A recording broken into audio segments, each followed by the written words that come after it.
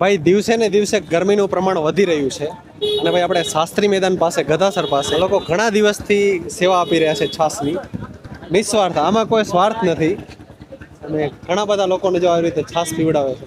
છાસની નિઃશુલ્ક સેવા છે અહીંયા આગળ. સારી છે, સારી કેવા અત્યારે આટલી ગરમીમાં છાસ બહુ સારી વસ્તુ છે. કેટલા ટાઈમથી તમે સેવા આપી રહ્યા છો? અમે લગભગ સેવા આપી રહ્યા છીએ. આજ 12-15 દિવસ થયા ને આખો પરસોત્તમ મહિનો એવો વિચાર છે કે નિઃશુલ્ક બધાને છાસ પીરાવે ને આ બેનને જસ આભારી જાય છે. આ બેનનું નામ છે પરસોત્તમ મહિનો છે. આ બેનનું નામ છે પ્રીતિબેન સ્વાલી. એમને જસ જાય છે. એમના તરફથી અમને લાભ એટલો બધો મળે.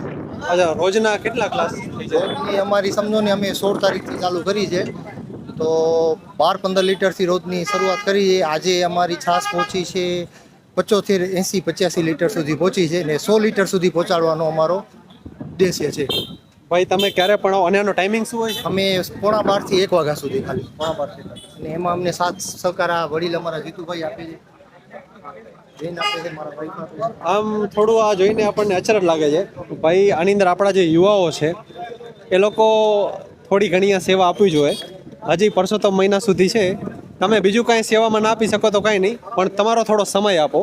કેમ કે ભાઈ આ જો આમની ઉંમર ઘણી બધી છે ને એમને આ રીતે ઊભું પડે, 77 years 77 વર્ષની ઉંમરમાં ઊભું પડે એટલે સેવા કરીએ છીએ. સારું ન કહેવાય. બધા માલમ લોકો છે, એક હોટલવાળા ગંગુભાઈ છે, એમનો સાથ સહકાર સારો છે. સહકાર બધાનો સારો છે અહીંયા આજુબાજુ ભાઈઓનો.